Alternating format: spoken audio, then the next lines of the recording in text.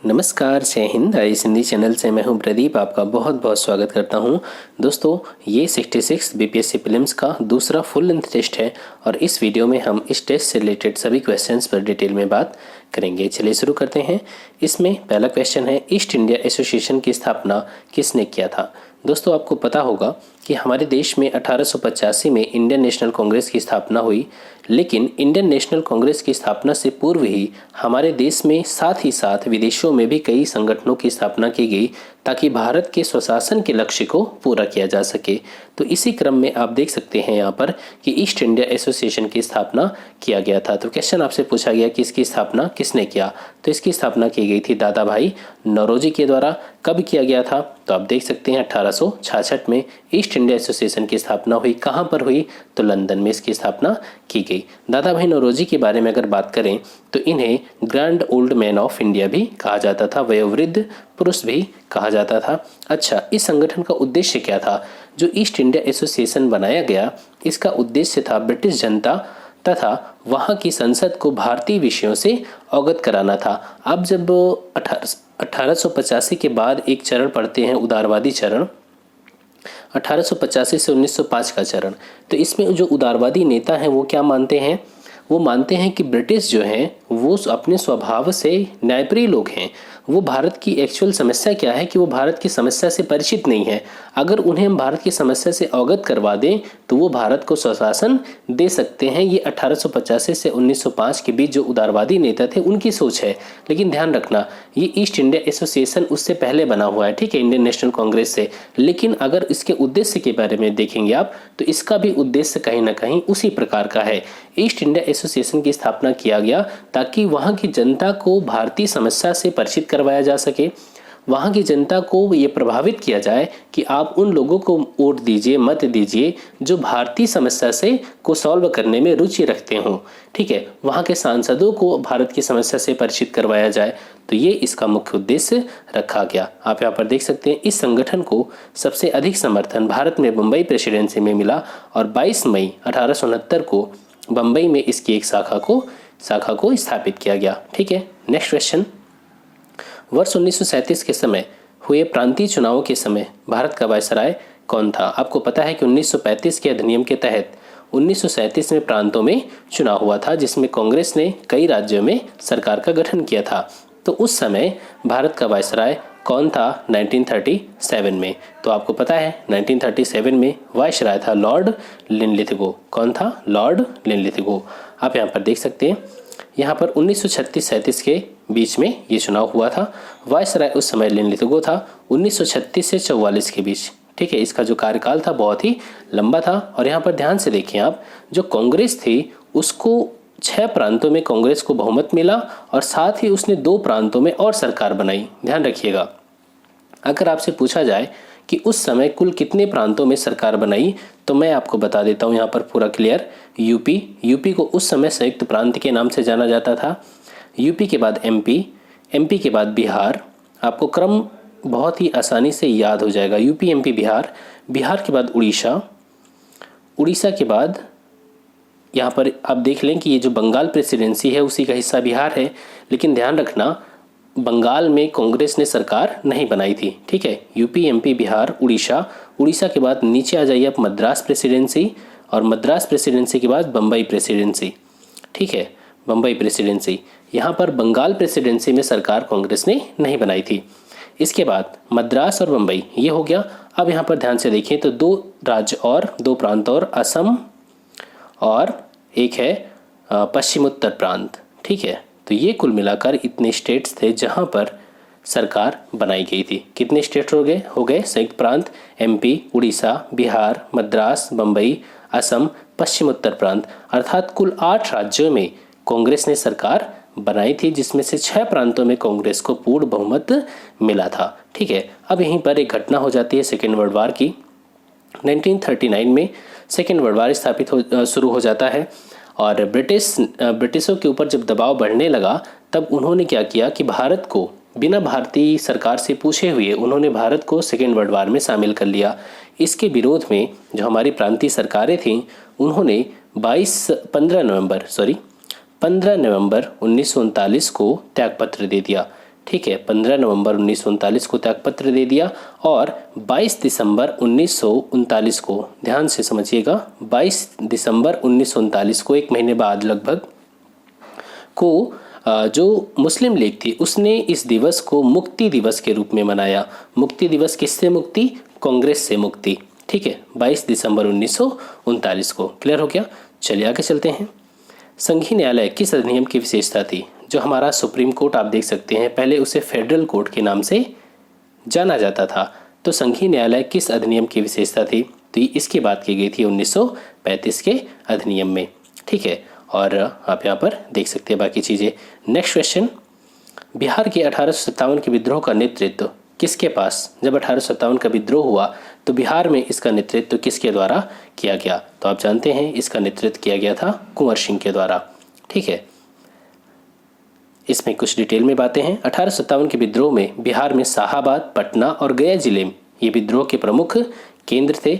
इसमें बिहार के प्रमुख नेता शाहाबाद जिले के जगदीशपुर के 80 वर्षीय बाबू कुंवर सिंह थे। बाबू कुंवर सिंह ने इस विद्रोह का नेतृत्व किया था।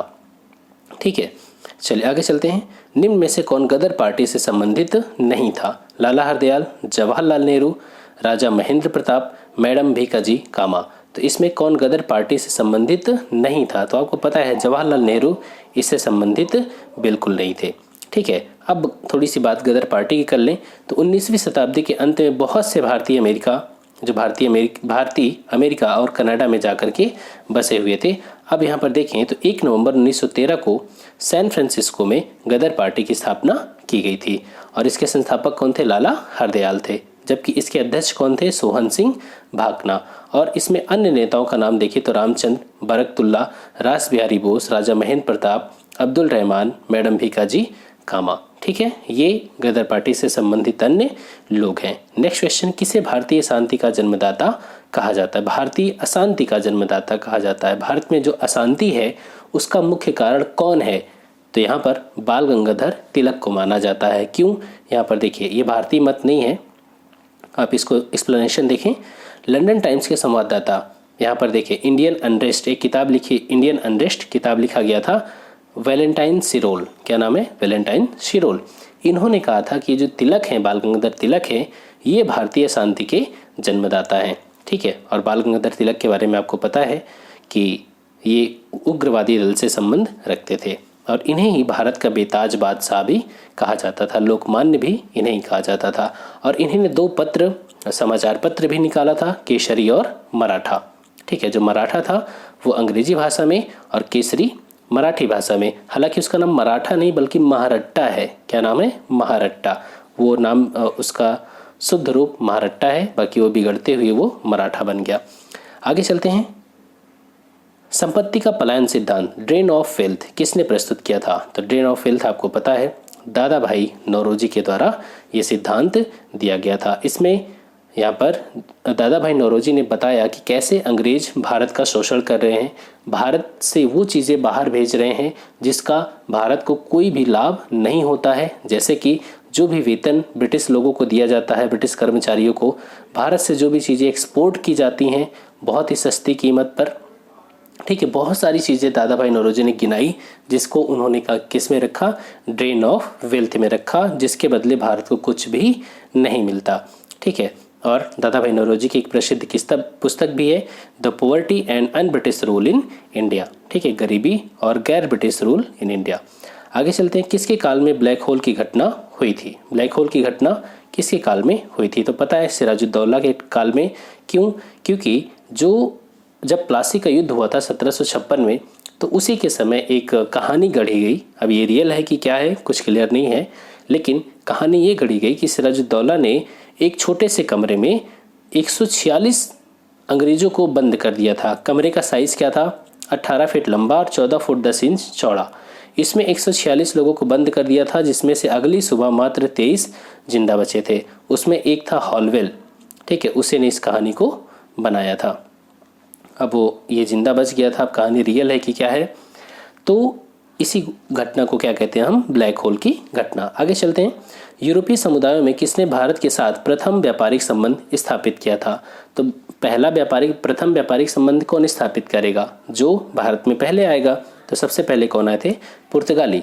तो पुर्तगालियों ने भारत में सबसे पहले व्यापारिक संबंध स्थापित किया था। 1498 में कालीकट के बंदरगाह पर आया था वास्को डी गामा। ठीक है, चलिए आगे चलते हैं। Next question, question number 10, Mahatma Gandhi द्वारा भारत में आरंभ किया गया पहला सत्याग्रह कौन सा था? तो बहुत ही आसान है, 1917 में पहला सत्याग्रह चंपारण सत्याग्रह के नाम से शुरू किया गया गांधी जी के द्वारा। और जो चंपारण सत्याग्रह था, आपको पता है कि ये तिनकठिया पद्धति के विरोध में था, जिसमें किसानों को कहा गया था कि आप अपने खेत के 3/20 हिस्से में नील की खेती आपको करना अनिवार्य है। तो राजकुमार शुक्ल के आमंत्रण पर गांधी जी वहाँ पर पहुंचे हुए थे। आगे चलते हैं। शिवाजी के दमन के लिए औरंगजेब ने किसे भेजा था? शिवाजी के दमन के लिए औरंगजेब ने किसको भेजा था? शाइस्ता खां को भेजा था। ठीक है, 1660 में औरंगजेब ने शाइस्ता खां को दक्षिण का सूबेदार नियुक्त किया और शिवाजी को समाप्त करने का आदेश दिया। ठीक है, लेकिन 1663 में रात्रि के समय शिवाजी ने पूना में मतलब वहाँ पर एंट्री किया और शाइस्ता खां के निवास पर आक्रमण कर दिया, जिसमें शाइस्ता खां घायल हो गया और उसका पुत्र फतेह खां वो मारा गया। ठीक है, चलिए आगे चलते हैं। नेक्स्ट क्वेश्चन, सिद्धू और कानू ने किस आंदोलन का नेतृत्व किया? तो पता है, सिद्धू और कानू ने संथाल आंदोलन का नेतृत्व किया था। कब हुआ था संथाल आंदोलन? 1855-56 के दरमियान आंदोलन हुआ था। कहाँ पर? वो एरिया जिसे हम दामन कोह के नाम से जानते हैं, भागलपुर और राजमहल के बीच। भागलपुर और राजमहल के बीच इस एरिया को हम किस नाम से जानते हैं? दामन कोह। यहाँ पर हुआ था संथाल विद्रोह, जिसका नेतृत्व सिद्धू और कानू ने किया था। ठीक है, आगे चलते हैं। भारत सेवक संघ की स्थापना कब हुई थी? Bharat Sevak Sangh, servants of India society की स्थापना कब हुई? 1904, 1903, 1902, 1901, कोई भी ऑप्शन सही नहीं है। Option E. ठीक है, यहाँ पर सी लिखा है, इस पर न जाएं। जो स्थापना हुई थी सर्वेंट्स ऑफ इंडिया सोसाइटी की स्थापना हुई थी 1905 में। ठीक है, क्लियर।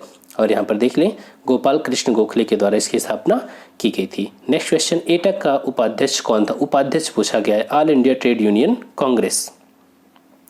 ठीक है, all India trade union Congress के उपाध्यक्ष कौन थे? तो इसके उपाध्यक्ष बनाए गए थे जोसेफ बैप्टिस्टा। ठीक है, देखिए एटक की स्थापना कब हुई थी? 1920 में, जब यूएसएसआर में या रसिया में उस समय 1917 की साम्यवादी क्रांति हुई। तो साम्यवादी क्रांति का उद्देश्य क्या है? साम्यवादी क्रांति का उद्देश्य है कि श्रमिकों का हित होना चाहिए, श्रमिकों को उद्यमियों से जो होने वाला लाभ है वो मिलना चाहिए। तो भारत में भी साम्यवाद आगे बढ़ने लगा, श्रमिकों के हितों की बात होने लगी। तो इसी क्रम में एक संगठन बनाया गया, all India trade union Congress. ठीक है, 1920 में।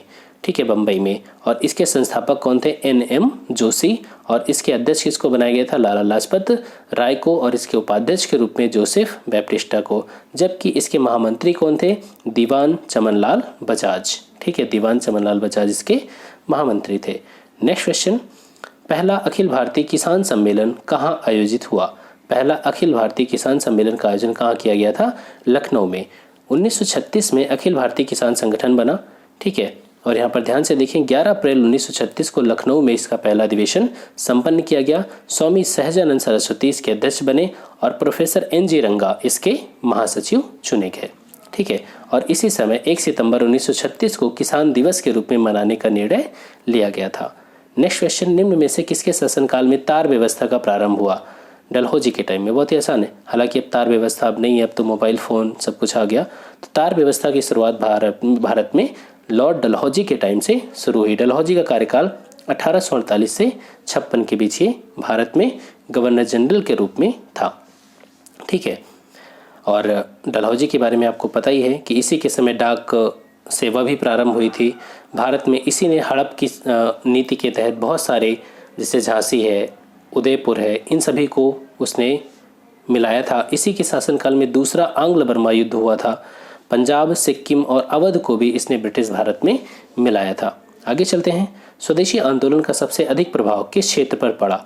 स्वदेशी आंदोलन, आपको पता है कि जब बंगाल का विभाजन हुआ तो उसके विरोध में स्वदेशी आंदोलन की शुरुआत हुई। तो स्वदेशी आंदोलन में राजनैतिक, आर्थिक, सामाजिक, सांस्कृतिक सभी क्षेत्रों में प्रभाव पड़ा। लेकिन ज़्यादा अगर आप देखेंगे तो सबसे ज़्यादा प्रभाव सांस्कृतिक क्षेत्र में देखने को मिलता है। लोगों ने क्या किया? देखिए, अगर हम आर्थिक क्षेत्र की बात करें तो लोगों ने स्वदेशी में क्या किया? जो ब्रिटिश वस्तुएं थी उनका बहिष्कार करना शुरू किया। शिक्षा व्यवस्था की बात करें तो ब्रिटिशों के स्कूलों को लोगों ने बहिष्कृत किया, अर्थात वहाँ पर एडमिशन लेना बंद कर दिया। जो हमारे भारतीय बच्चे थे उन्होंने स्कूल को छोड़ करके अपने देसी स्कूलों में उन्होंने एडमिशन लिया।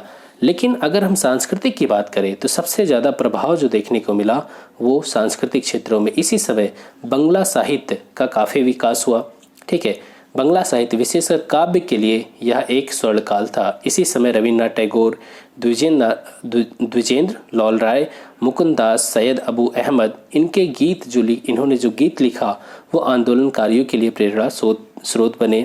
इसके अलावा आप देखें तो रविन्द्रनाथ टैगोर ने अमार सोनार बांग्ला लिखा, जो बाद में चल करके बांग्लादेश का राष्ट्रीय गीत भी बनता है। ठीक है, तो सबसे ज़्यादा प्रभाव जो पड़ा वो सांस्कृतिक क्षेत्र में देखने को मिलता है। नेक्स्ट क्वेश्चन, 1942 में भारत छोड़ो आंदोलन के दौरान कई स्थानों पर स्वतंत्र राष्ट्रीय सरकारें स्थापित हुई। निम्न में से कहाँ की समानांतर सरकार सबसे अधिक लंबे समय तक अर्थात सबसे ज़्यादा समय तक विद्यमान रही?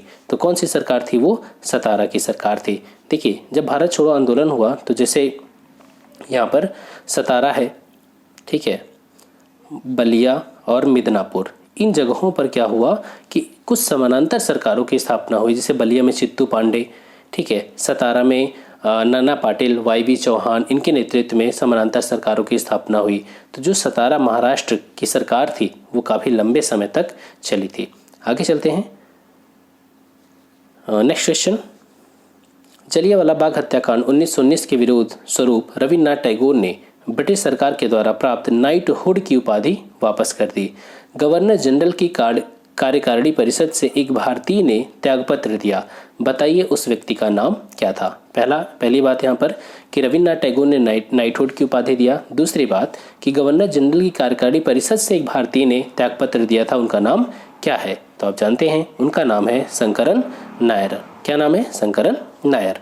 ठीक है, और जलियांवाला बाग हत्याकांड कब हुआ था? 13 अप्रैल 1919 को। रविन्द्रनाथ टैगोर ने अपनी नाइटहुड की उपाधि दिया और शंकरन नायर ने कार्यकारिणी परिषद की सदस्यता से इस्तीफा दे दिया था।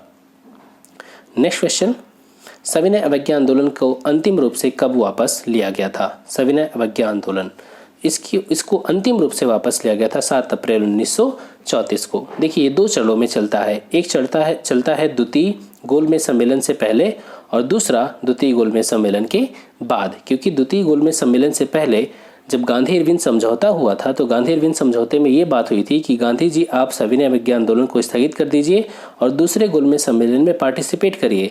जब दूसरे गोलमेज सम्मेलन में गांधी जी को कुछ नहीं मिला तब उन्होंने वापस से सविनय अवज्ञा आंदोलन को शुरू किया, लेकिन उसके बाद जनता उतना इंटरेस्टेड नहीं थी इस आंदोलन में। फाइनली जाकर के गांधी जी को 1934 में इस आंदोलन को औपचारिक रूप से वापस लेना पड़ा। ठीक है, और सविनय अवज्ञा आंदोलन शुरू क्यों किया गया था? गांधी जी ने अपना 11 सूत्री मांग रखा था अंग्रेजों के सामने, लेकिन अंग्रेजों ने उस पर कोई विचार नहीं किया था तब। हालांकि याद रखिएगा, जो सविनय अवज्ञा आंदोलन था वो असहयोग आंदोलन के बाद ही शुरू होना था, लेकिन उस समय जो चौरी चौरा कांड की घटना हो गई थी, इस वजह से ये असहयोग आंदोलन, सविनय अवज्ञा आंदोलन को रोक दिया गया था। ठीक है, आगे चलते हैं। कांग्रेस और मुस्लिम लीग के बीच 1916 में लखनऊ समझौता हुआ। दोनों दलों के अध्यक्ष कौन थे? तो पता है, अंबिका चरण मजूमदार कांग्रेस के अध्यक्ष थे और मोहम्मद अली जिन्ना मुस्लिम लीग के अध्यक्ष थे। ठीक है, चलिए आगे चलते हैं। कैबिनेट मिशन की नियुक्ति क्लेमेंट इटली मंत्रिमंडल के द्वारा 1946 में की गई थी। इसका अध्यक्ष कौन था? अर्थात कैबिनेट मिशन का अध्यक्ष कौन था? तो इसके अध्यक्ष के रूप में किसे चुना गया था? आपको पता है, इसके अध्यक्ष के रूप में पैट्रिक लॉरेंस को चुना गया था। आप यहाँ पर देख सकते हैं उस समय जो ब्रिटिश मंत्रिमंडल था, क्लेमेंट इटली के नेतृत्व में ब्रिटिश मंत्रिमंडल ने सत्ता ग्रहण किया था और इन्होंने भारत में संवैधानिक सुधारों के लिए 24 मार्च 1946 को कैबिनेट मिशन भारत भेजा था, अर्थात दिल्ली आ गया था कैबिनेट मिशन। और इसमें 3 सदस्य थे, पैट्रिक लॉरेंस जो कि इसके अध्यक्ष थे और पैट्रिक लॉरेंस उस समय भारत सचिव थे। ठीक है, और पैट्रिक लॉरेंस इस कैबिनेट मिशन के अध्यक्ष भी थे। 2 लोग और थे। कौन कौन थे 2 लोग? आप देख सकते हैं, व्यापार बोर्ड के अध्यक्ष स्टेफोर्ड क्रिप्स और नौसेना प्रमुख A.V. अलेक्जेंडर। ठीक है, ये 3 लोग कैबिनेट मिशन के मेंबर थे। अध्यक्ष के रूप में थे पैट्रिक लॉरेंस जो कि भारत सचिव थे। आगे चलते हैं। निम्न में से किस महिला ने कांग्रेस के अध्यक्ष पद को सुशोभित नहीं किया? किस महिला ने कांग्रेस के अध्यक्ष पद को सुशोभित नहीं किया? नलिनी सेनगुप्ता, सरोजिनी नायडू, विजय लक्ष्मी पंडित, एनी बेसेंट। ठीक है, तो यहाँ पर आप देख सकते हैं विजय लक्ष्मी पंडित ने कभी भी कांग्रेस के अध्यक्ष पद को सुशोभित नहीं किया। बाकी लोगों ने, एनी बेसेंट ने 1917 में, और सरोजिनी नायडू ने 1925 में, और नलिनी सेनगुप्ता ने 1933 में। सब में 8-8 जोड़ते जाइए, 17-8 25, 25-8 33। ठीक है, चलिए आगे चलते हैं। कामागाटा मारू की घटना किस वर्ष घटित हुई थी? तो ये आप जानते हैं, कामागाटा मारू की घटना 1914 में घटित हुई थी, और कनाडा की सरकार ने अभी इसके लिए माफ़ी भी मांगी थी। ठीक है, इस घटना के लिए। आपको पता है कामागाटा मारू क्या है? कामागाटा मारू एक जापानी जहाज है, जहाज का नाम है। तो 1914 में क्या हुआ था, पंजाब के गुरदत्त सिंह ने लगभग 376 लोगों को लेकर के ब्रिटेन में एक अच्छी ज़िंदगी, वहाँ पर कनाडा में एक अच्छी ज़िंदगी जीने के लिए वैंकूवर द्वीप की ओर रवाना हो गए, लेकिन वहाँ पर उन्हें इजाज़त नहीं मिली कनाडा में घुसने की। तो उस जहाज़ को वापस भेज दिया गया कलकत्ता के बजबज, कलकत्ता वापस भेज दिया गया, जहाँ पर फिर इन जो यात्री उसमें थे उनके और पुलिस के बीच झड़प हुई। कई लोग मारे गए, लगभग 18 लोग मारे गए, कुछ भाग गए, कुछ को जेल में डाल दिया गया। यही कामागाटा मारू प्रकरण है। आगे चलते हैं। देश में लगभग 50% से अधिक रेशम का उत्पादन करने वाला राज्य कौन सा है? 50% से अधिक रेशम का उत्पादन करने वाला राज्य कौन सा है? कर्नाटका। पिछले वीडियोस में हमने रेशम के बारे में पूरा बात किया है। रेशम कीट पालन को क्या कहते हैं? सेरीकल्चर कहते हैं। ठीक है, चलिए आगे चलते हैं। लोक कार्यक्रम एवं ग्रामीण प्रौद्योगिकी विकास परिषद, इसको हम शॉर्ट में क्या बोलते हैं? कापार्ट, का गठन कब किया गया? कापार्ट का गठन कब किया गया? तो इस सितंबर 1986 में कापार्ट की स्थापना की गई थी। फुल फॉर्म आप देख सकते हैं, council for advancement of people's action and rural technology. ठीक है, 1 सितंबर 1986 को इसका गठन किया गया। हेडक्वार्टर कहाँ पर है? नई दिल्ली में। आगे चलते हैं। दुग्ध उत्पादन में सर्वाधिक प्रतिशत निम्न में से किसका है? तो सबसे ज़्यादा प्रतिशत किसका है? भैंस के दूध का है। ठीक है, दूध उत्पादन में तो भारत टॉप पर है, लेकिन 50% से जो ज़्यादा दूध है वो किसका है? भैंस का है। और भारत में विश्व की कुल 58% भैंसें पाई जाती हैं। आगे चलते हैं। भारत में सिलिकॉन वैली स्थित है कहाँ पर? सिलिकॉन वैली आप जानते हैं, ये बेंगलुरु में, IT हब। ठीक है, इंफॉर्मेशन टेक्नोलॉजी का हब सिलिकॉन वैली बेंगलुरु में स्थित है। नेक्स्ट क्वेश्चन, बाइनरी सिस्टम का प्रयोग करने वाले कंप्यूटर को क्या कहते हैं?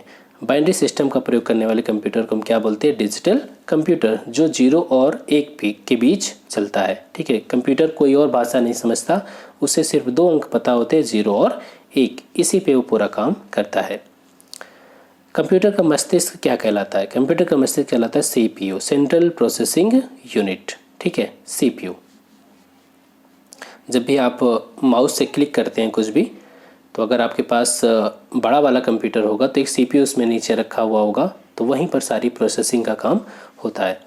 कंप्यूटर के प्रोसेसर की गति को निम्न में से किस में मापा जाता है? कंप्यूटर में जो प्रोसेसर की गति है उसको हम MEPS में मापते हैं। किस में? MIPS में। आप यहाँ पर देख सकते हैं, मिलियन इंस्ट्रक्शन पर सेकेंड के रूप में मापते हैं। नेक्स्ट क्वेश्चन, बिहार में सर्वाधिक लिंगानुपात वाला जिला कौन सा है? बिहार में सर्वाधिक लिंगानुपात कहाँ पर है? गोपालगंज में है। कितना है? तो आप यहाँ पर देख सकते हैं 1021। कितना? 1021। इसके बाद सिवान में है 988, और इसके बाद सारण में है 954, और जबकि सबसे कम लिंगानुपात कहाँ पर है? मुंगेर में है 876। नेक्स्ट क्वेश्चन, बिहार में सर्वाधिक जनसंख्या वाला जिला निम्न में से कौन सा है? तो सर्वाधिक जनसंख्या कहाँ पर पाई जाती है? बहुत ही आसान है, सर्वाधिक जनसंख्या पटना में पाई जाती है। आप यहाँ पर देख सकते हैं। इसके बाद पूर्वी चंपारण और फिर मुजफ्फरपुर जिला आते हैं।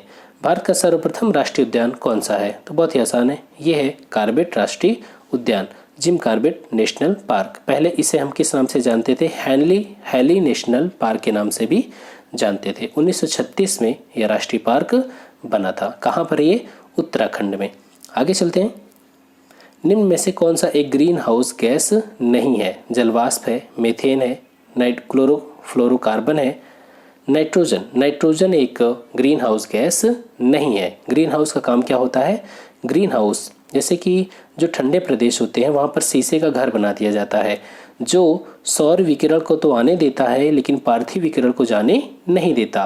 तो यहाँ पर क्या होता है, अंदर खेती होती है, तो ये एक ग्रीन हाउस बन गया ना। तो इसी तरह अगर जो पृथ्वी का आवरण है, वायुमंडल है, उसमें जो विभिन्न गैसें हैं वो सौर विकिरण को तो आने दें लेकिन जो पार्थिव विकिरण है उसको जाने ना दें, तो ये ग्रीन हाउस गैस के रूप में बन जाएगा। तो यहाँ पर ये जो टेम्परेचर बढ़ाने का काम करती हैं वो कौन करती हैं, ग्रीन हाउस गैसेस करती हैं। ठीक है, तो आप यहाँ पर देख सकते हैं नाइट्रोजन इसमें ग्रीन हाउस गैस नहीं है। आगे चलते हैं, सर्वाधिक वनावरण प्रतिशत वाला राज्य कौन सा है। तो सर्वाधिक वनावरण प्रतिशत के रूप में कई बार एरिया पूछा जाता है आपसे और कई बार प्रतिशत पूछा जाता है। याद रखना, जब भी प्रतिशत पूछा जाएगा तो आप छोटे राज्य की ओर जाएंगे। ठीक है, मिजोरम में सबसे ज़्यादा प्रतिशत वाला राज्य, ये वनावरण यहाँ पर सबसे ज़्यादा है। अब यहाँ पर फॉरेस्ट रिपोर्ट के बारे में आप देख लें, कौन जारी करता है, तो भारतीय वन सर्वेक्षण हर 2 साल पे रिपोर्ट को जारी करता है। अगर वनावरण परसेंटेज की बात करें तो सबसे ज़्यादा मिजोरम 85.41% है, उसके बाद अरुणाचल और उसके बाद मेघालय। आगे चलते, डायनमो क्या करता है। डायनमो बहुत ही आसान है, ये यांत्रिक ऊर्जा को विद्युत ऊर्जा में कन्वर्ट करता है। आप ट्रैक्टर में डायनमो देखते हैं, लगभग हर गाड़ियों में डायनमो लगा हुआ होता है। ठीक है, चलिए आगे चलते हैं। निम्न में से कौन अर्धचालक है। अर्धचालक प्लास्टिक, लकड़ी, एल्यूमिनियम, जर्मेनियम। अर्धचालक क्या होता है, जो न तो पूर्णतः सुचालक होता है ना ही पूर्णतः कुचालक होता है। तो यहाँ पर पता है आपको, जर्मेनियम है, सिलिकॉन है, ये सभी अर्धचालक के रूप में पाए जाते हैं। नेक्स्ट क्वेश्चन, हवा की ऊर्जा होती है। हवा में तो बहुत स्वाभाविक सी बात है, इसमें केवल गतिज ऊर्जा होगी। 1 माइक्रोग्राम कितना होता है, तो 1 माइक्रोग्राम 10⁻⁶ ग्राम होता है। ठीक है, और 1 नैनोग्राम 10⁻⁹। और यहाँ पर देख सकते हैं 1 फेम्टोग्राम कितना होता है, 10⁻15। वर्षा की जो बूंदें होती हैं वो गोल क्यों होती हैं, तो आपको पता है ये पृष्ठ तनाव के कारण, क्योंकि कोई भी स्वतंत्र पृष्ठ होगा तो वो अपने आकार को छोटा से छोटा करने की कोशिश करता है। तो यहाँ पर जो वर्षा की बूंदें होती हैं वो पृष्ठ तनाव की वजह से गोल हो जाती हैं, क्योंकि वो बहुत ही न्यूनतम क्षेत्रफल घेरने की कोशिश करता है। ठीक है, आगे चलते हैं। परम शून्य ताप क्या होता है। परम शून्य ताप वह ताप होता है जिससे कम तापमान संभव ही नहीं है। ठीक है, तो कहने का मतलब सैद्धांतिक रूप से न्यूनतम संभव तापमान ये कितना होता है, -273 डिग्री सेल्सियस। ये कहलाता है परम शून्य ताप, या इसे ही आप केल्विन में 0 डिग्री केल्विन बोल सकते हैं। अलेक्जेंडर फ्लेमिंग ने किसकी खोज किया था, तो बहुत ही आसान है, अलेक्जेंडर फ्लेमिंग ने पेनिसिलिन की खोज किया था। पेनिसिलिन क्या है, एक एंटीबायोटिक है। ठीक है, और इसके लिए फ्लेमिंग को नोबेल पुरस्कार से भी सम्मानित किया गया था। नेक्स्ट क्वेश्चन, जिस तत्व के परमाणु में 2 प्रोटॉन, 2 न्यूट्रॉन और 2 इलेक्ट्रॉन हो उस तत्व की द्रव्यमान संख्या क्या होगी। हमको पता है कि द्रव्यमान संख्या बराबर प्रोटॉन प्लस न्यूट्रॉन, तो 2 प्रोटॉन 2 न्यूट्रॉन मिलके कितने हो गए, 4, तो उसकी द्रव्यमान संख्या कितनी होगी, 4। ठीक है, ठोस कपूर से कपूर वाष्प बनने की प्रक्रिया कहलाती है, क्या कहलाती है, इसे हम ऊर्ध्वपातन के रूप में जानते हैं। जब भी हमें पता है कि अगर हम किसी ठोस पदार्थ को गर्म करेंगे तो लिक्विड में चेंज होगा, लेकिन कुछ पदार्थ ऐसे हैं जो गर्म करने पर लिक्विड में कन्वर्ट ना होकर सीधे वाष्प में बदल जाते हैं, तो इस प्रक्रिया को क्या बोलते हैं, ऊर्ध्वपातन, जैसे कि कपूर। ठीक है, कांसे में तांबे की मात्रा कितनी होती है। कांसे में तांबे की मात्रा लगभग कितनी होती है, 88%, और इसमें जो 12% होता है वो क्या होता है, टिन होता है। ठीक है, तांबा और टिन मिलके कांसा बनता है। सफलतापूर्वक कार्य हेतु पंचायती राज को पूरे सहयोग की जरूरत पड़ती है, किसकी पूरे सहयोग की जरूरत पड़ेगी, स्थानीय जनता की, क्योंकि पंचायती राज को बनाया ही इसीलिए गया है ताकि जनता अपनी समस्याओं को बेहतरीन तरीके से सॉल्व कर सके। ठीक है, अपनी स्थानीय जनता के सहयोग से, और आर्टिकल 40 में इसके गठन का प्रावधान किया गया है। अंडमान निकोबार द्वीप समूह किस उच्च न्यायालय की अधिकारिता के अंतर्गत आता है, तो आप जानते हैं अंडमान निकोबार द्वीप समूह कलकत्ता हाई कोर्ट के अंतर्गत आता है। ठीक है, असम का भी याद रखें, असम का जो गुवाहाटी हाई कोर्ट है वो असम, नागालैंड, मिजोरम और अरुणाचल प्रदेश, ये 4 स्टेट के लिए गुवाहाटी हाई कोर्ट काम करता है। ठीक है, चलिए आगे चलते हैं। निम्न में से कौन असत्य है? भारत का प्रधानमंत्री संसद के किसी भी सदन का सदस्य हो सकता है, बिल्कुल सही है। भारत का उपराष्ट्रपति राज्यसभा का पदेन सभापति होता है, सही है। ब्रिटेन का प्रधानमंत्री हाउस ऑफ लॉर्ड से होता है, गलत है। जो ब्रिटेन का प्रधानमंत्री होता है वो हाउस ऑफ कॉमन से होता है, ठीक है, अर्थात वहाँ का जो निचला सदन है। लेकिन भारत में ये शर्त ठीक नहीं है। भारत में जो है वो कोई भी व्यक्ति, चाहे वो राज्यसभा का मेंबर हो चाहे वो लोकसभा का, दोनों ही प्रधानमंत्री बन सकता है, ठीक है। जैसे कि मनमोहन सिंह वो राज्यसभा से के मेंबर थे, जबकि इस समय मोदी जी वो लोकसभा के मेंबर हैं। आगे चलते हैं। मताधिकार की उम्र 21 से घटाकर 18 कब किया गया? बहुत ही आसान है, ये 61वें संविधान संशोधन के द्वारा उम्र को घटा के 21 से 18 किया गया, जो कि 1989 में ये संशोधन लागू हुआ। लेकिन ये संशोधन कब हुआ था? 1988 में, ठीक है। चलिए आगे चलते हैं। लोकसभा का कार्यकाल 5 वर्ष होता है, उसे उसकी कार्यकाल की समाप्ति के पूर्व ही भंग किया जा सकता है। कैसे? तो लोकसभा को भंग किया जा सकता है राष्ट्रपति के द्वारा, लेकिन मंत्रिपरिषद की सलाह पर, ठीक है। मंत्रिपरिषद की सलाह पर राष्ट्रपति लोकसभा को भंग कर सकता है। आर्टिकल 83 क्लॉज 2 इसके अनुसार लोकसभा का कार्यकाल कितना है? 5 वर्ष, ठीक है। और यहाँ पर ध्यान से देखें, 85 का 2 खा ये कहता है कि राष्ट्रपति मंत्रिपरिषद की सलाह पर लोकसभा को कभी भी भंग कर सकता है। राज्य में राष्ट्रपति शासन लागू किया जाता है मुख्यमंत्री की सलाह पर, राज्यपाल की सलाह पर? जी हाँ, राज्यपाल की सलाह पर राष्ट्रपति शासन लागू किया जा सकता है। आर्टिकल 356, ठीक है। कब राष्ट्रपति शासन कब लागू किया जाएगा?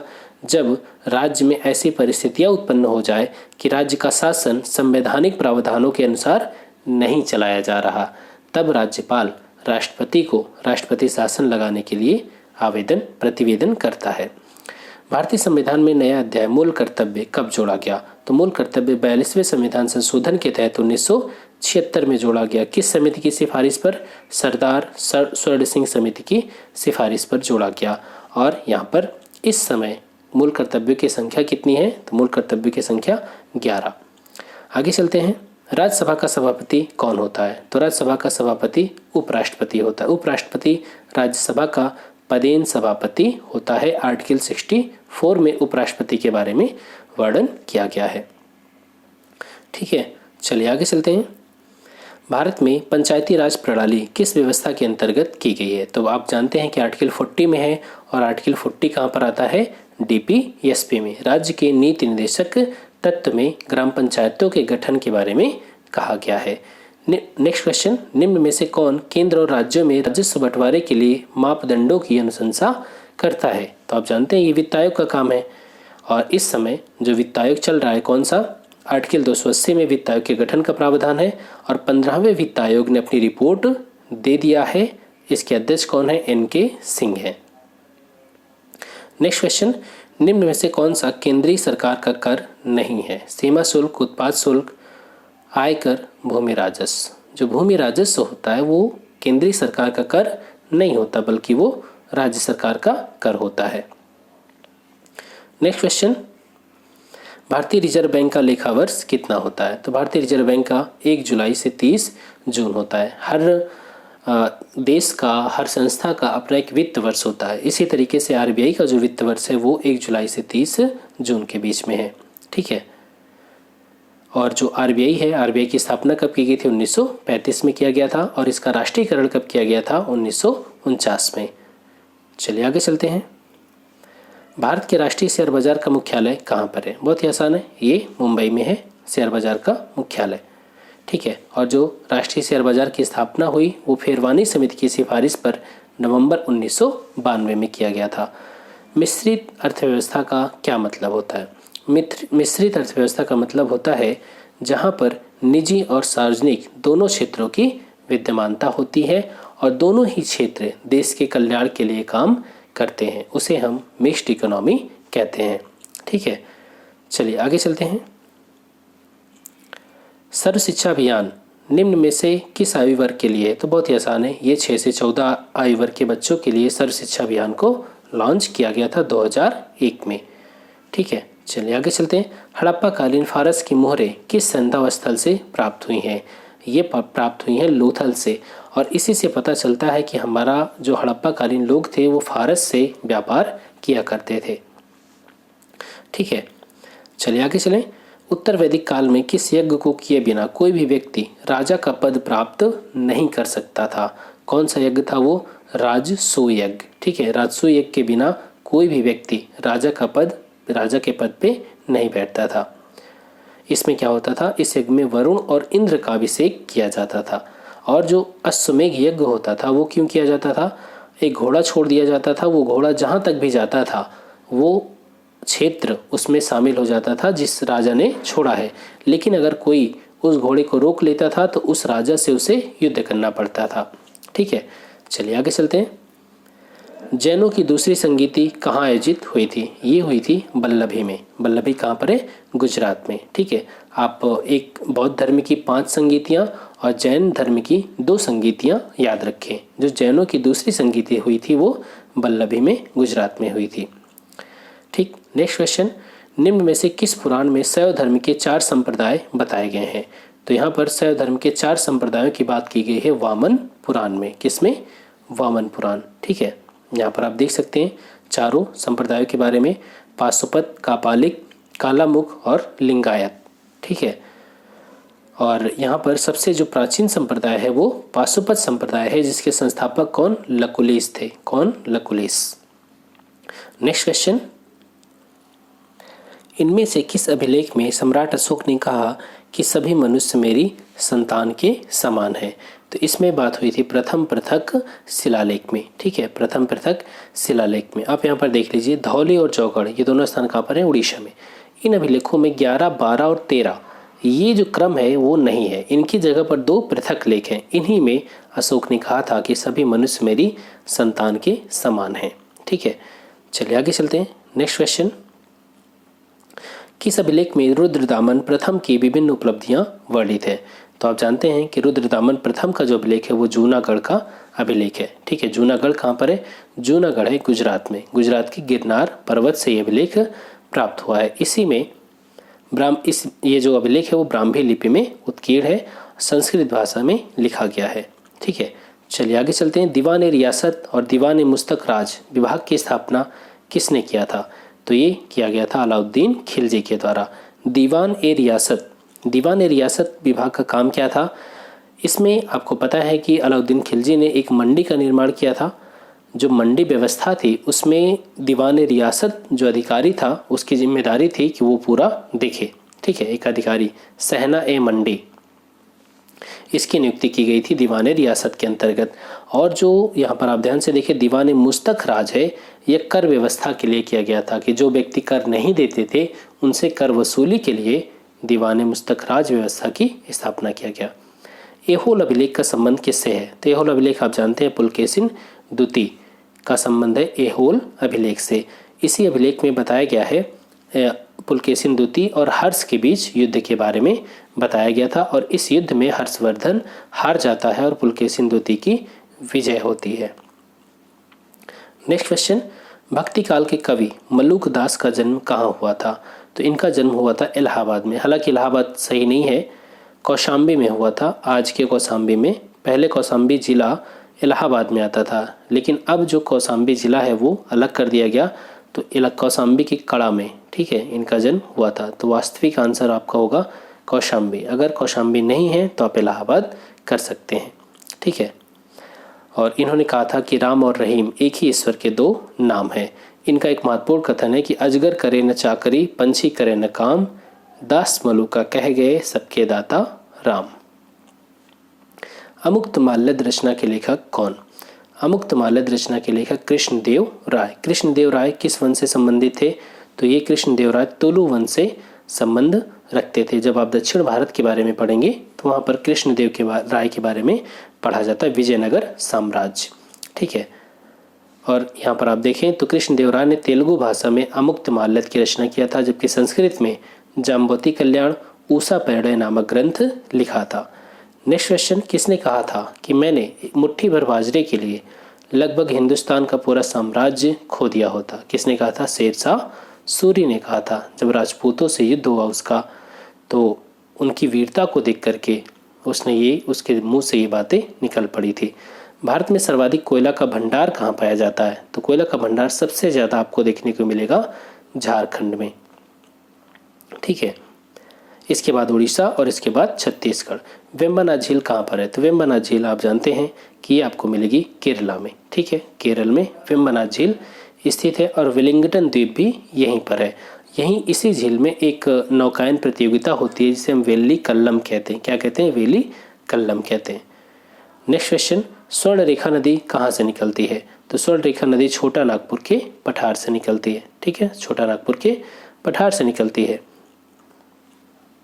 और यहीं पर स्वर्ण रेखा नदी पर ही हुंड्रू जलप्रपात स्थित है और ये नदी जाकर के बंगाल की खाड़ी में गिर जाती है। सैडल पीक चोटी कहाँ पर है? सैडल पीक चोटी है आपको मिलेगी ये उत्तरी अंडमान में। ठीक है, सैडल पीक। और यहाँ ध्यान से देखें तो जबकि ग्रेट निकोबार की सबसे ऊंची चोटी का नाम क्या है? माउंट थुलियर है। ठीक है, माउंट थुलियर।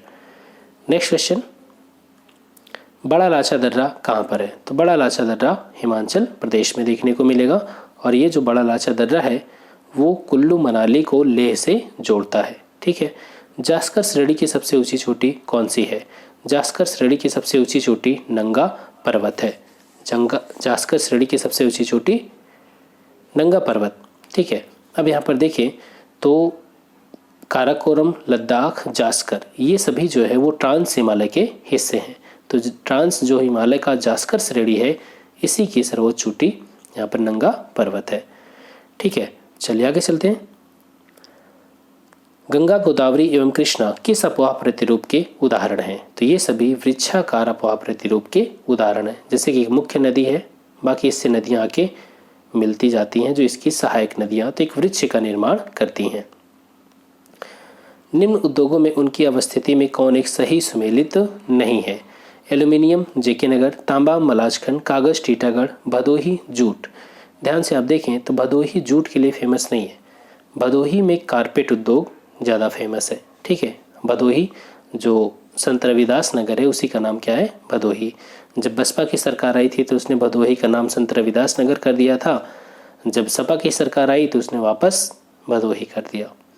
सुपरमून क्या होता है?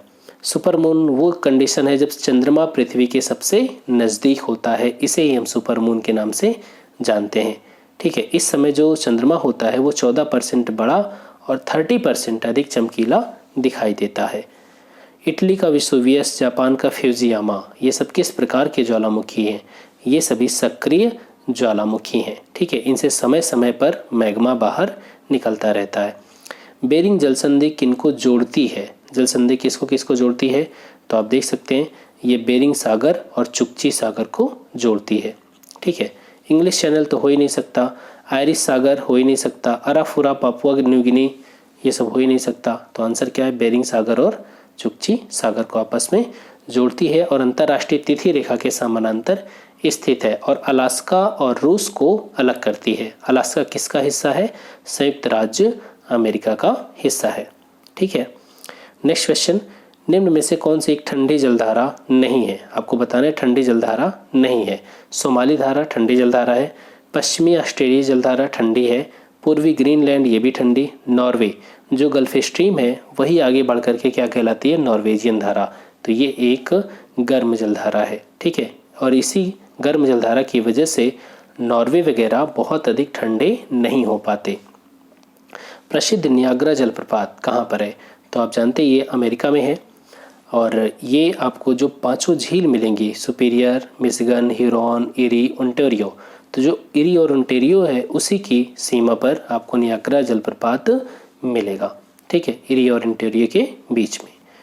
निम्न में से कौन ग्लाइकोप्रोटीन बनाता है? तो ग्लाइकोप्रोटीन कौन बनाता है? गोल्जी बॉडी, या उसे ही हम क्या बोलते हैं? गोल्जी कायब।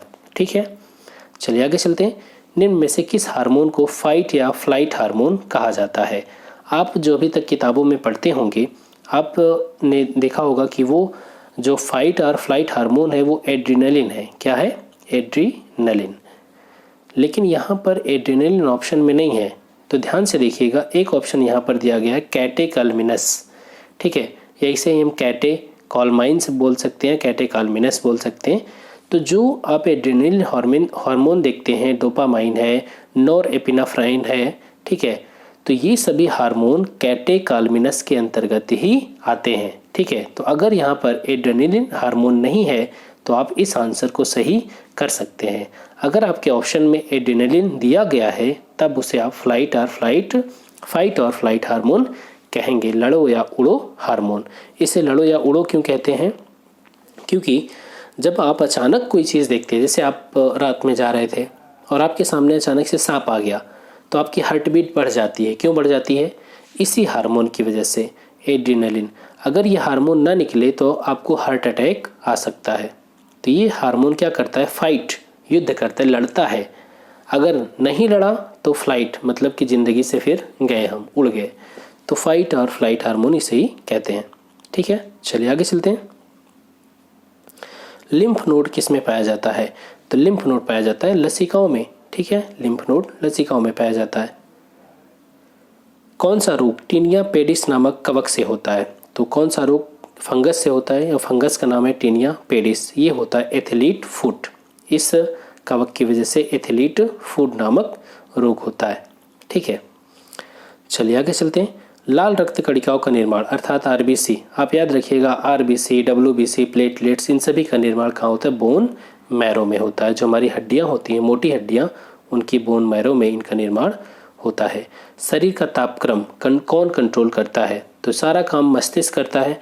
मस्तिष्क का कौन सा हिस्सा? तो हाइपोथैलेमस। हाइपोथैलेमस हिस्सा हमारे टेम्परेचर को कंट्रोल करता है, ठीक है।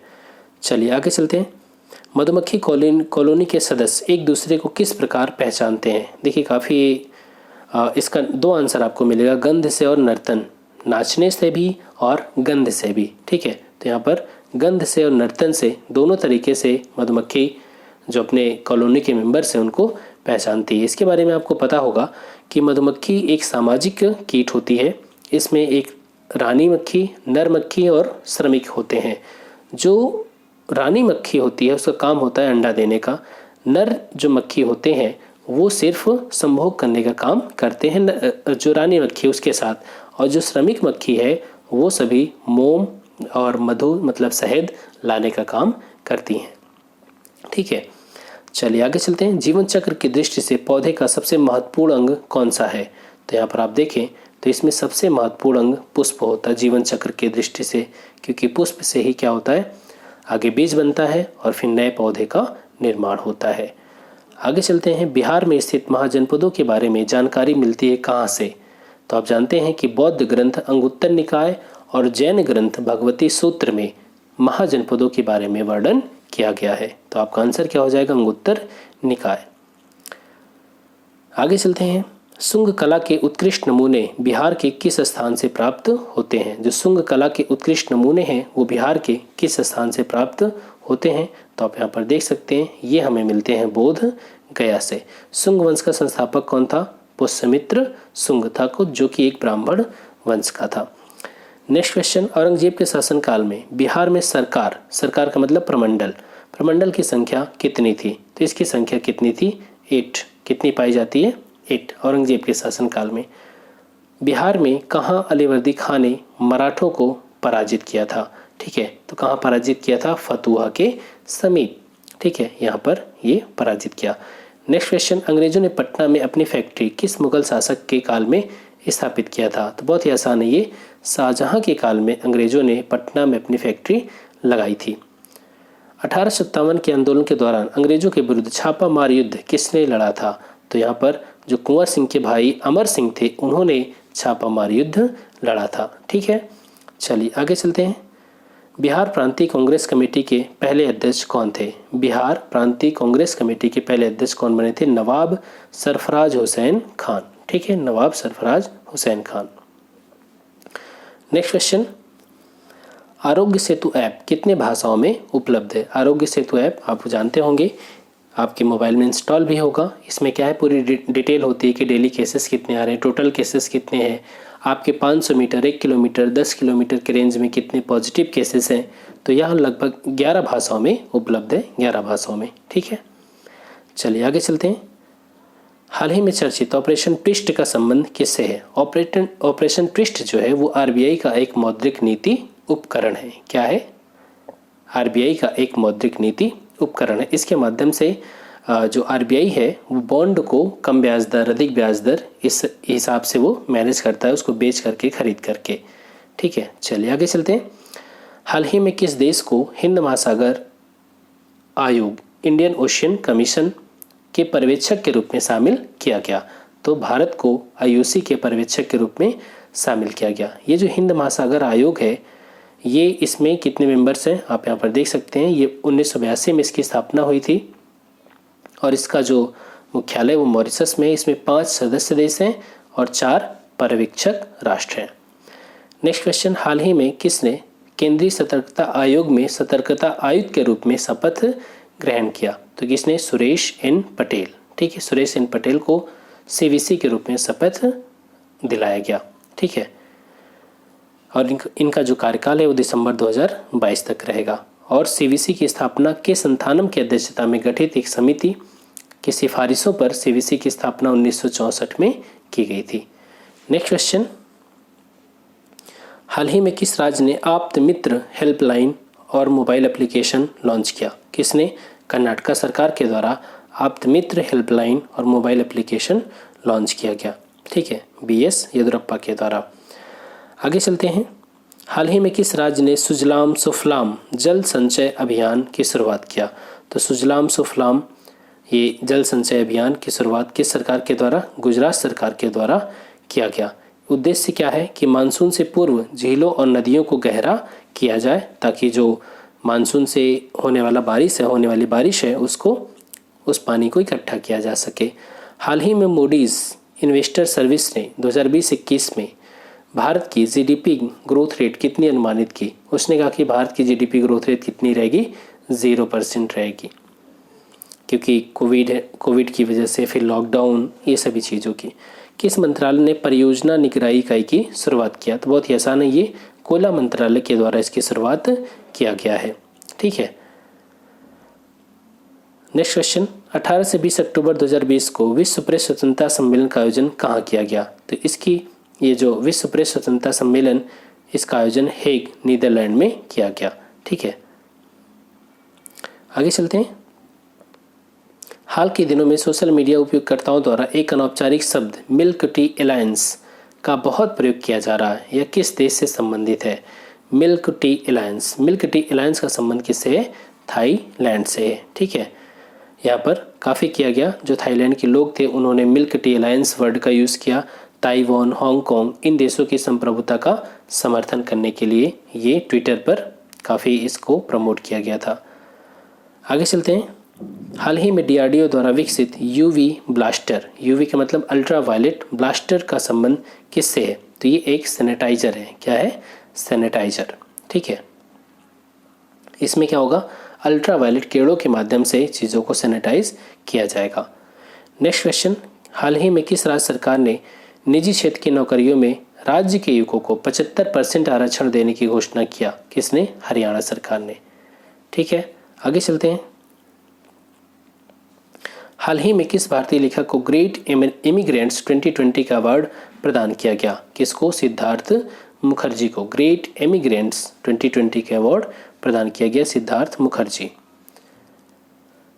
और 2014 में सिद्धार्थ मुखर्जी को भारत के सर्वोच्च नागरिक सम्मान पद्मश्री से भी सम्मानित किया गया था। नेक्स्ट क्वेश्चन, किस राज्य सरकार ने भूमिहीन किसानों को फसल ऋण देने के लिए बलराम योजना शुरू किया? बलराम योजना की शुरुआत किसके द्वारा की गई? उड़ीसा सरकार के द्वारा। ठीक है, इस योजना के तहत सरकार ने अगले 2 वर्षों में 7 लाख भूमिहीन किसानों को कृषि ऋण प्रदान करने का लक्ष्य रखा गया है। ठीक है, सभी घरों में गैस कनेक्शन देने वाला देश का पहला राज्य कौन सा है?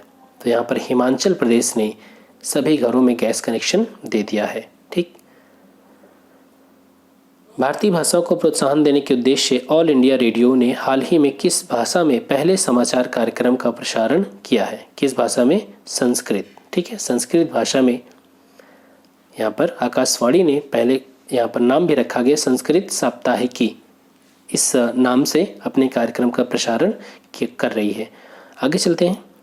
रक्षा अधिग्रहण परिषद DAC ने हाल ही में रूस से कितने नए लड़ाकू विमान प्राप्त करने के प्रस्ताव को मंजूरी दे दी? तो यहाँ पर 33 नए लड़ाकू विमान प्राप्त करने की मंजूरी मिल चुकी है, जिसमें MiG-29 21 MiG-29 होंगे और 12 सुखोई 30 MKI होगा। ठीक है।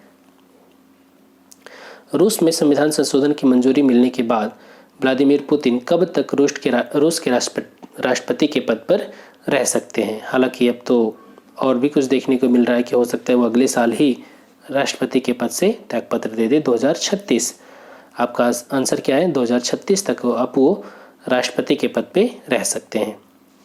हाल ही में किस बैंक ने देश भर के किसानों के लिए ई-किसान धन ऐप लॉन्च किया? किसने? तो आपका आंसर है HDFC बैंक के द्वारा। ठीक है, ई-किसान धन ऐप को लॉन्च किया गया। इंडिगो ने हाल ही में कहा कि 2020 के अंत तक डॉक्टरों और नर्सों को हवाई किराए पर कितने प्रतिशत की छूट देगी? इंडिगो जो कि एक एविएशन कंपनी है, तो इसने जो डॉक्टर नर्सेस हैं उनको 25% की छूट दिया है किराए में। ठीक है। नेक्स्ट क्वेश्चन, विश्व बैंक ने हाल ही में गंगा पुनरुद्धार कार्यक्रम के लिए कितने करोड़ डॉलर की सहायता राशि मंजूर किया है? तो 40 करोड़ डॉलर की सहायता राशि मंजूर किया है। हालांकि हम 1985 से ही गंगा को साफ कर रहे हैं, लेकिन आज तक साफ नहीं कर पाए। केंद्र सरकार ने उत्तर प्रदेश की राज्यपाल आनंदीबेन पटेल को किस राज्य के राज्यपाल पद का अतिरिक्त कार्यभार सौंपा? किस राज्य के? मध्य प्रदेश। ठीक है। जो मध्य प्रदेश के राज्यपाल लालजी टंडन थे वो अस्वस्थ थे, इस वजह से उत्तर प्रदेश के राज्यपाल का अतिरिक्त कार्यभार मध्य प्रदेश के कार्य को संभालने को दिया गया। दिल्ली सरकार ने कोरोना के इलाज के लिए निम्न में से किस बैंक को बनाने का निर्णय लिया? Plasma bank. ठीक है, प्लाज्मा बैंक बनाने का निर्णय लिया कि प्लाज्मा मतलब कि जो व्यक्ति एक बार कोरोना पॉजिटिव हुआ फिर वो ठीक हो गया, मतलब उसके शरीर में एंटीबॉडी बन गई, अगर उस व्यक्ति के प्लाज्मा को किसी संक्रमित व्यक्ति के शरीर में चढ़ा दिया जाता है तो उससे भी आराम मिलता है। ठीक है, चलिए आगे चलते हैं। निम्न में से किस देश ने हाल ही में अमेरिका के राष्ट्रपति डोनाल्ड ट्रंप के खिलाफ गिरफ्तारी वारंट जारी किया? देख लीजिए कितनी हिम्मत हो गई। ईरान। ठीक है, ईरान ने डोनाल्ड ट्रंप के खिलाफ गिरफ्तारी वारंट जारी किया। क्यों? क्योंकि आपको पता है कि एक ड्रोन हमले में ईरान के जनरल कासिम सुलेमानी की मौत हुई थी, और ये जो अटैक है किसने किया था? अमेरिका ने किया था, तो इसी के बदले में। नेक्स्ट, केंद्र सरकार ने भारत चीन तनाव के बीच टिकटॉक समेत कितने मोबाइल ऐप पर प्रतिबंध लगा दिया था? तो लगभग 59 मोबाइल ऐप पर प्रतिबंध लगाया था। भारत और भूटान के बीच हाल ही में कितने मेगावाट के बोलोंगदू जेवी हाइड्रो इलेक्ट्रिक प्रोजेक्ट को लेकर के समझौते पर हस्ताक्षर किया गया? ये जो परियोजना है वो 600 मेगावाट की है। कितनी? 600 मेगावाट। आगे चलते हैं। हाल ही में भारत सरकार ने विश्व बैंक ग्रुप के साथ तमिलनाडु में कितने परियोजनाओं के लिए समझौते पर हस्ताक्षर किए? तो 2 परियोजनाओं पर हस्ताक्षर हुए, वर्ल्ड बैंक ग्रुप और तमिलनाडु। यहाँ पर वर्ल्ड बैंक ग्रुप और भारत सरकार के बीच। ठीक है, चलिए आगे चलते हैं। विश्व बैंक ने किस देश में शिक्षा में सुधार से जुड़े कार्यों के लिए लगभग 3700 करोड़ रुपए के कर्ज को मंजूरी दिया? कहाँ पर? भारत में। ठीक है, शिक्षा में सुधार के लिए वर्ल्ड बैंक ग्रुप इतनी मदद करेगा। हाल ही में किस देश ने भारत के बाहर पहली योग यूनिवर्सिटी खोलने की आधारशिला रखी? किस देश? तो भारत ने ही रखा। कहाँ पर? संयुक्त राज्य अमेरिका में। संयुक्त राज्य अमेरिका में भी कहाँ पर? तो आप यहाँ देख सकते हैं लॉस एंजलिस में एक अंतर्राष्ट्रीय योग विश्वविद्यालय खोला जाएगा। ठीक है, नेक्स्ट क्वेश्चन। पूर्व RBI गवर्नर उर्जित पटेल को हाल ही में किसका चेयरमैन नियुक्त किया गया? तो आप जानते हैं उर्जित पटेल जो कि गवर्नर रह चुके हैं, तो उन्हें NIPFP राष्ट्रीय लोक वित्त एवं नीति संस्थान का चेयरमैन नियुक्त किया गया। Next question. जनगणना 2011 के अनुसार न्यूनतम जनसंख्या वृद्धि दर वाला केंद्र शासित प्रदेश कौन सा है? जहां पर ऐसा केंद्र शासित प्रदेश जहां पर न्यूनतम जनसंख्या वृद्धि दर रही हो, तो कौन सा है? लक्षद्वीप। ठीक है, लक्षद्वीप में न्यूनतम जनसंख्या वृद्धि दर रही केंद्र शासित प्रदेश में। अब अगर राज्यों की बात करें तो राज्यों में नागालैंड। ठीक है, -0.58%। Next question. जनगणना 2011 के अनुसार जनसंख्या की दृष्टि से देश का सबसे छोटा राज्य कौन सा है? तो बहुत ही आसान है, सिक्किम में सबसे कम जनसंख्या आपको देखने को मिलेगी। ठीक है, जबकि क्षेत्रफल की दृष्टि से सबसे छोटा राज्य कौन सा है? गोवा। और जनसंख्या की दृष्टि से सबसे बड़ा तो बहुत ही आसान है, उत्तर प्रदेश। आगे चलते हैं। जनगणना 2011 के अनुसार न्यूनतम लिंगानुपात वाला राज्य कौन सा है? सबसे कम लिंगानुपात कहाँ पर है? तो हरियाणा में। आप जानते हैं कि हरियाणा में सबसे कम लिंगानुपात है 879, अर्थात 1000 पुरुषों पर कितनी महिलाएं हैं? केवल 879। जबकि सबसे ज़्यादा लिंगानुपात कहाँ पर है? केरला में। ठीक है, स्टेट की बात हो रही, केरला में सबसे ज़्यादा। यहाँ पर देखिए, जनगणना 2011 के अनुसार न्यूनतम जनघनत्व वाला राज्य कौन सा है? सबसे कम डेंसिटी जहाँ पर है, तो अरुणाचल प्रदेश में सबसे कम जनघनत्व है, अर्थात पर किलोमीटर स्क्वायर में सबसे कम लोग कहाँ रहते हैं? अरुणाचल प्रदेश में। ठीक है, कितनी? तो आप यहाँ पर देखिए, अगर बिहार में कितना है, तो बिहार में सबसे ज़्यादा 1106 है। नवीनतम आंकड़ों के अनुसार कौन सा राज्य काजू उत्पादन में शीर्ष पर है? तो काजू उत्पादन में सबसे ज़्यादा कहाँ पर सबसे ज़्यादा काजू उत्पादन होता है? तो वो महाराष्ट्र में होता है। उसके बाद आंध्र प्रदेश और थर्ड नंबर पे उड़ीसा। नेक्स्ट क्वेश्चन, निम्न में से कौन सा राज्य चावल उत्पादन में शीर्ष स्थान पर है? तो चावल उत्पादन में कौन है सबसे टॉप पर? पंजाब। नेक्स्ट क्वेश्चन, कौन सा राज्य कुल तिलहन उत्पादन में शीर्ष स्थान पर है? तिलहन सबसे ज़्यादा कहाँ पर होता है? एमपी में। याद रखना, तिलहन सबसे ज़्यादा एमपी में होता है, और उसके बाद राजस्थान, और उसके बाद महाराष्ट्र। नेक्स्ट क्वेश्चन, मूंगफली सबसे ज़्यादा कहाँ पर होता है? तो मूंगफली सबसे ज़्यादा आपको देखने को मिलेगी आंध्र प्रदेश में, सबसे ज़्यादा उत्पादन होता है। एक मिनट, यहाँ पर गुजरात। ठीक है, गुजरात, फिर राजस्थान। यहाँ पर जो आंसर है वो डी नहीं बल्कि बी होगा। नेक्स्ट क्वेश्चन, कौन सा राज्य कपास उत्पादन में शीर्ष स्थान पर है? तो कपास तो आपको पता है काली मिट्टी का क्षेत्र, और काली मिट्टी का क्षेत्र ज़्यादा कहाँ पर है? महाराष्ट्र वाले इलाके में। तो महाराष्ट्र, गुजरात और तेलंगाना ये पहले, दूसरे और तीसरे नंबर पे विद्यमान है। कौन सा राज्य नारियल उत्पादन में टॉप पर है? तो नारियल उत्पादन में टॉप पर कौन है? केरला। ठीक है, और केरला के बाद कर्नाटका और फिर तमिलनाडु। चलिए आगे चलते हैं। एक परीक्षा में, अब यहाँ पर मैथ के क्वेश्चन है कुछ। एक परीक्षा में 20% छात्र गणित में असफल हो गए, 35% विज्ञान में और 27% दोनों में असफल रहे। यदि उत्तीर्ण छात्रों की संख्या 288 हो तो परीक्षा में बैठने वाले छात्रों की संख्या क्या होगी? देखिए, ऐसे सवालों को हल करने के लिए यहाँ पर देखिए, पहले असफल छात्र दिया है, जबकि यहाँ पर देखें उत्तीर्ण छात्रों की संख्या कितनी है? 288। तो आप क्या करें, सबसे पहले घटा करके इसको उत्तीर्ण छात्रों की संख्या निकाल लें। ठीक है, परसेंटेज में देखिए, मान लिया कि कुल छात्र कितने हैं? 100। अगर गणित में ध्यान से देखिएगा, गणित में 20% फेल हुए, 35% विज्ञान में फेल हुए और 27% दोनों में फेल हुए। ठीक है, हुए। तो अब क्या करेंगे, यहाँ पर अगर हम परसेंटेज की बात करें तो गणित में फेल होने वाले और विज्ञान में फेल होने वाले बच्चों की टोटल संख्या कितनी है? 55। और जो 27% है वो दोनों में फेल हो गए, तो माइनस करके यहाँ पर हमने निकाल लिया जो परसेंटेज संख्या कुल असफल छात्रों की वो कितनी है? 28%। अब यहाँ पर ध्यान से देखिए, अगर कुल 28% असफल हुए तो 72% क्या हुए? पास हुए। और ये जो 72% छात्र सफल हुए हैं कब? जब कुल छात्र 100 हैं। अगर यहाँ पर दिया गया है कि एक छात्र कब सफल होगा? जब कुल छात्र 100/72, और आपको बताया गया है कि ध्यान से देखिएगा, जब छात्रों की संख्या 288 हो तब क्या होगा आंसर? तो 100 गुणे 288/72, आपका आंसर कितना हो जाएगा? 400। नेक्स्ट क्वेश्चन, यदि 5x + y = 100 या लेस देन और इक्वल 100, और नेक्स्ट इक्वेशन यहाँ पर दिया गया x + y is less than और इक्वल 60।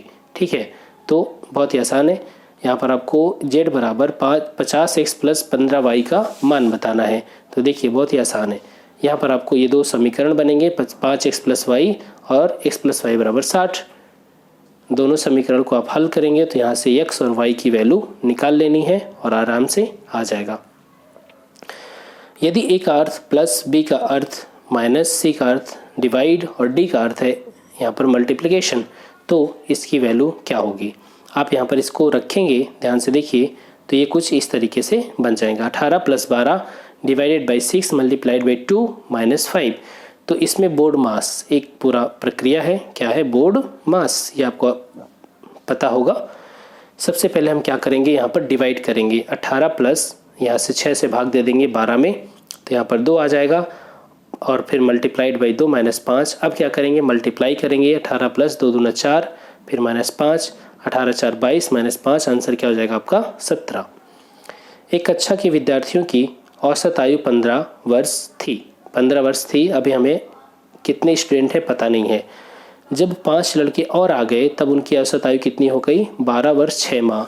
ठीक है, जब 5 लड़कों को जिनकी औसत आयु 12 वर्ष 6 माह है प्रवेश दे दिया गया तो औसत आयु कितनी हो गई, 6 महीने घट गई। मान लीजिए कि पहले अगर 12.5 वर्ष उनकी उम्र रही होगी औसत, तब वो 6 महीने घट गई, मतलब अब 12 हो गई। ठीक है, अब ध्यान से समझिएगा। तो प्रारंभ में कितने बच्चे थे, बहुत ही आसान है। देखिए, माना प्रारंभ में x बच्चे थे, तो x बच्चों का एवरेज कितना दिया है 15, तो 15 गुणे x टोटल हो गया, प्लस 5 गुणे 12.5। ध्यान से देखिएगा, ये जो यहाँ पर क्वेश्चन आप ध्यान से देखें एक बार, एक कक्षा के विद्यार्थियों की औसत आयु कितनी है, 15 वर्ष है। मान लिया x बच्चे हैं तो x इंटू मल्टीप्लाइड बाई 15, ये क्या आ गया, कुल औसत आ गया, कुल योग आ गया। दूसरी बात कि जब यहाँ पर 6 वर्ष उनकी उम्र घट जाती है, ठीक है, यहाँ पर क्या दिया गया है, देखिए उनकी आयु 6 महीने है, 6 महीने घट गई। कब, जब 5 लड़कों को जिनकी औसत आयु 12.5 वर्ष है उनको प्रवेश दे दिया गया, तो 5 लड़के और आ गए जिनकी उम्र कितनी है 12.5। ठीक है, एवरेज, तो कुल योग कितना हुआ 5 गुणे 12.5, और ऐड कर देंगे, डिवाइड करना है किससे, x + 5, क्योंकि x पहले वाले बच्चे हैं, 5 बच्चे और आ गए तो इसको डिवाइड करेंगे, बराबर कितना हो गया टोटल। पहले जो एवरेज था जितना भी था उसमें पहले एवरेज यहाँ पर 15 था, यहाँ देखिए औसत आयु 15 वर्ष, और बाद में जब इनकी औसत आयु 6 महीने घट गई तो अब कितनी हो गई 14.5। तो इसको सॉल्व करेंगे तो आपकी वैल्यू x की आ जाएगी आराम से 20। नेक्स्ट क्वेश्चन, 5 प्रेक्षणों का माध्य 60 है, 10 प्रेक्षणों का माध्य 30 है, 15 प्रेक्षणों का माध्य 20 है, तो कुल 30 प्रेक्षणों का माध्य क्या होगा। समांतर माध्य पूछा गया आपसे, तो बहुत ही आसान है। कुल योग कैसे निकालते हैं समांतर माध्य, कुल योग बटा संख्या, कितनी संख्याएं हैं, तो चलिए निकाल लेते हैं। देखिए 5 प्रेक्षणों का माध्य 60 है, तो इसका कुल कितना हो जाएगा योग 60। 10 प्रेक्षणों का माध्य कितना है 45 है, तो 10 गुणे 45 प्लस, और यहाँ पर 1 मिनट, 5 का 60 है, 10 का 30 है, 10 का 30 है, 1 मिनट, 5 का 60, 10 का 30 और 15 का 20। ठीक है, तो ये आ गया कुल योग, और डिवाइड कर दीजिए, टोटल संख्या कितनी हो गई 10, 15, 10, 25, 5, 30। ये आपका आंसर हो जाएगा, इसको काट पीट कर लेंगे तो। ठीक है, आपका आंसर कितना हो जाएगा 30। नेक्स्ट क्वेश्चन, ए बी मिलकर एक कार्य को 20 दिन में कर सकते हैं, बी से मिलकर के 10 दिन में, सी और ए मिलकर के 12 दिन में कर सकते हैं। ए बी सी तीनों अगर मिलकर काम करें तो कितने दिन में कर लेंगे। इसको करने के कई तरीके हैं।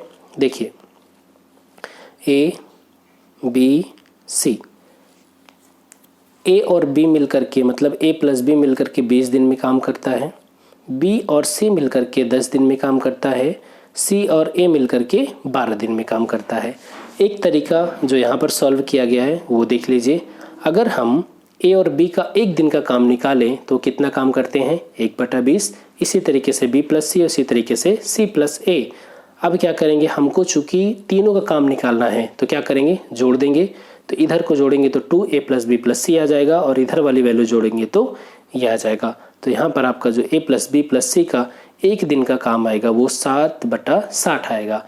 ये एक दिन का काम है, तो कुल काम कितना हुआ, तो वो 60/7 काम होगा। ठीक है, तो यहाँ पर 8 सही 4/7 इसकी वैल्यू आ जाएगी। ठीक है, x - 2 x - 9 का न्यूनतम मान क्या होगा। देखिए पहला काम किसको आप मल्टीप्लाई कर लें और यहाँ पर एक फार्मूला लगा दें, 4ac-b²/4a। ठीक है, इसमें वैल्यू रखेंगे तो आराम से आ जाएगा। यदि m तथा n धनात्मक पूर्णांक हो और m - n एक सम संख्या हो तो m² - n² हमेशा किसके द्वारा विभाज्य रहेगा। जब भी ऐसे सवाल आए तो आप 2 वैल्यू रख दीजिए। ठीक है, m - n एक सम संख्या हो, चलिए ठीक है मान लिया m - n एक सम संख्या, तो 6 - 2 = 4। m की वैल्यू हमने 6 मान लिया और n की वैल्यू 2 मान लिया। तो आपसे पूछा गया कि m square minus n square हमेशा किसके द्वारा विभाजित हो जाएगा। तो देखिए एम की वैल्यू, एम स्क्वायर की वैल्यू 36 और एन स्क्वायर की वैल्यू 4, तो ये कितना हो गया 32। तो बताइए 32 हमेशा और हमेशा किससे विभाजित होगा। आंसर में जाइए, 4 से, 8 से, 6 से, 12 से। देखिए 8 से भी विभाजित हो जाएगा, 6 से नहीं होगा, 12 से नहीं होगा। लेकिन अगर ध्यान से आप देखो, अगर हम छोटी वैल्यू ले ले, m बराबर 4 ले ले और n बराबर 2, तो एम स्क्वायर और एन स्क्वायर की वैल्यू कितनी होगी, 4 चौको 16 और 2 दूना 4, 16 में से 4 गया 12। अब ध्यान से देखिए, क्या 4, 8, 6, 12 हमेशा किससे विभाज्य होगा। तो हमेशा ये 4 से तो विभाज्य होगा ही होगा। कैसे, आप इसको ऐसे भी समझ सकते हैं कि m माइनस एन बराबर कितना है, मान लिया 2p। 2p का मतलब क्यों, अगर p की वैल्यू आप कुछ भी रखेंगे, अगर उसे आप 2 से मल्टीप्लाई कर देंगे तो वो वैल्यू हमेशा क्या आएगी, सम आएगी। ठीक है, तो m square minus n square की वैल्यू क्या हो जाएगी, 4pq। ठीक है, यहाँ पर ध्यान से देखिए, m square minus n square को हम m minus n, m plus n रख सकते हैं, तो 4pq अर्थात जो 4 से है ये हमेशा मल्टीप्लाई होगा। एक रेलगाड़ी 10 किलोमीटर की दूरी 12 मिनट में तय करती है। यदि उसकी गति में 5 किलोमीटर पर आवर की कमी कर दी जाए तो वह गाड़ी उतनी ही दूरी कितने समय में तय करेगी। ध्यान से देखिएगा, यहाँ पर जो आपका चाल दिया गया वो किलोमीटर पर आवर में दिया गया। यहाँ पर जो चाल दी गई है वो 10 किलोमीटर पर मिनट में दी गई है। तो आपको तो पहले चाल इक्वल करना होगा, जो चाल का यहाँ पर मापन किया गया है वो किलोमीटर प्रति मिनट है। तो इसको पहले आप 10 किलोमीटर प्रति मिनट को 10 किलोमीटर प्रति 12 मिनट जो दिया गया है उसको आप किलोमीटर पर आवर में बनाइए। तो जब 10 किलोमीटर आप चलते हैं 12 मिनट में, ठीक है, तो 12 पंचे 60, एक घंटे में कितना चलेंगे, 50 किलोमीटर। सीधी सी बात है, 12 मिनट में 10 किलोमीटर चलते हैं तो एक घंटे में कितना चलेंगे, 50 किलोमीटर। आपकी स्पीड कितनी है, 50 किलोमीटर पर आवर। लेकिन कह दिया गया कि अगर आपकी चाल को 5 किलोमीटर घटा दिया जाए, 50 से कितना कर दिया जाए, 45, तब आप 10 किलोमीटर को कितने समय में तय करेंगे। तो 10/45, सीधी सी बात है, इसको मिनट में कन्वर्ट कर लीजिए, 13 मिनट 20 सेकेंड आ जाएगा। ठीक है, लास्ट क्वेश्चन, 11 और 90 के बीच में कितनी संख्याएं हैं जो 7 से विभाजित हो जाती हैं। तो आप देख लीजिए, 7 से विभाजित कर लीजिए, बहुत ही आसान है। ठीक, ये पूरी दी गई। तो दोस्तों हमने पूरा ये कंप्लीट किया। ऐसी 11 संख्याएं हैं जो 7 से विभाजित हो जाएंगी। तो मुझे उम्मीद है ये चीज़ें आपको समझ में आई, और प्लीज़ वीडियो को लाइक करना ना भूलें और चैनल सब्सक्राइब नहीं किया तो ज़रूर करें। Thanks for watching, keep smiling.